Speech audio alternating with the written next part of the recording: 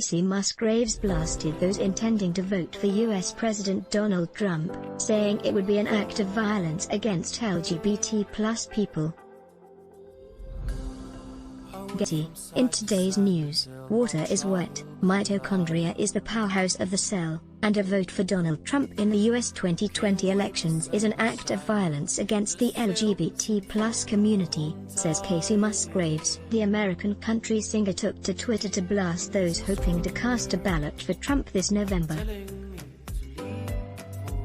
To each their own, but know what your vote means, the 32-year-old wrote. Kacey Musgraves also shared an image with a quote to her 900,000 followers that read, "If you love an LGBT+ person and you're planning on voting for Donald Trump in November, that's an act of violence against them. To each their own, but know what your vote means."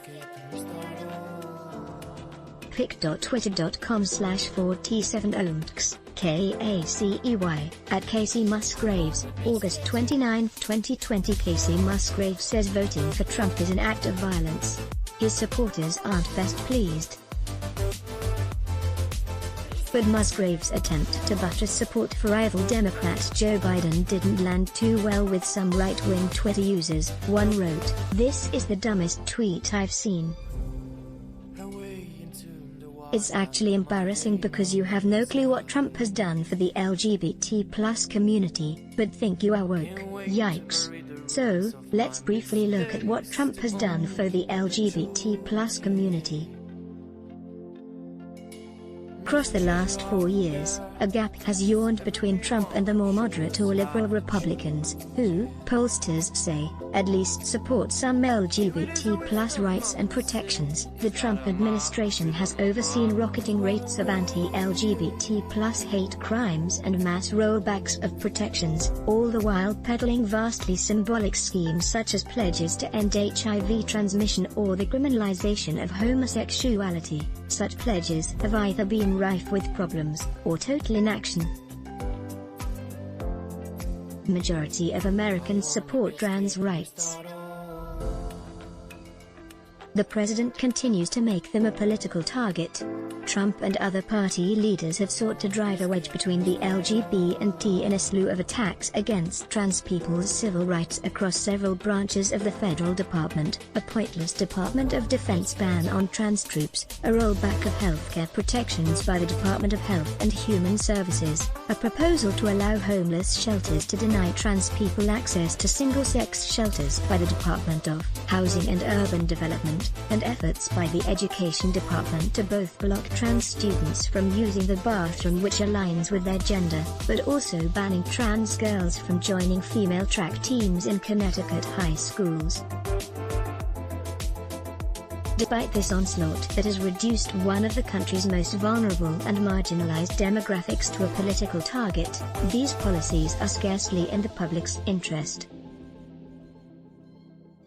Supporters hold up an LGBT+ pride flag for Republican presidential candidate Donald Trump. George Frey/Getty Images. Indeed, a majority of Americans, 62%, have become more supportive of trans rights in recent years, according to a 2019 survey.